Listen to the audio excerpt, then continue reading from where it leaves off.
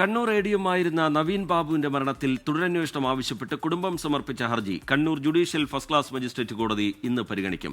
ഹർജിയിൽ കോടതി വിശദമായ വാദം കേൾക്കും. ആവശ്യമായ തെളിവുകൾ പ്രത്യേക അന്വേഷണ സംഘം ശേഖരിച്ചില്ല തുടങ്ങിയ കാര്യങ്ങൾ ചൂണ്ടിക്കാട്ടിയാണ് നവീൻ ബാബുവിന്റെ ഭാര്യ മഞ്ജുഷ ഹർജി നൽകിയത്.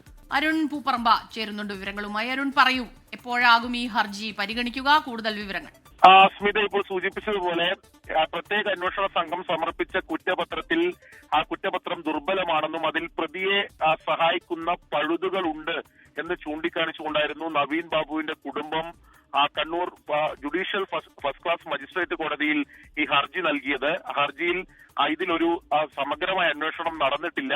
അതുകൊണ്ട് തന്നെ കൂടുതൽ തെളിവുകൾ ഉൾപ്പെടെ ശേഖരിക്കുന്നതിന് വേണ്ടി ഈ കേസിൽ തുടരന്വേഷണം വേണം എന്നൊരു ആവശ്യമാണ് ഈ നവീൻ ബാബുവിന്റെ കുടുംബം ഉന്നയിച്ചത്. അതിൽ നേരത്തെ തന്നെ ഹർജി കഴിഞ്ഞ ദിവസം കോടതി പരിഗണിച്ചിരുന്നു. വിശദമായ വാദത്തിന് വേണ്ടിയാണ് ഇന്നേക്ക് കോടതി ഈ ഹർജി മാറ്റിവെച്ചത്. ഇന്ന് വിശദമായ വാദം കോടതി ഇതിൽ കേൾക്കുകയും ചെയ്യും. കഴിഞ്ഞ ദിവസം പോലീസ് ഈ ഹർജിയിന്മേൽ റിപ്പോർട്ട് സമർപ്പിച്ചിരുന്നു. ഈ റിപ്പോർട്ടിന്മേലും വലിയ വിമർശനം, ആക്ഷേപം ഉയർന്നിട്ടുണ്ട്.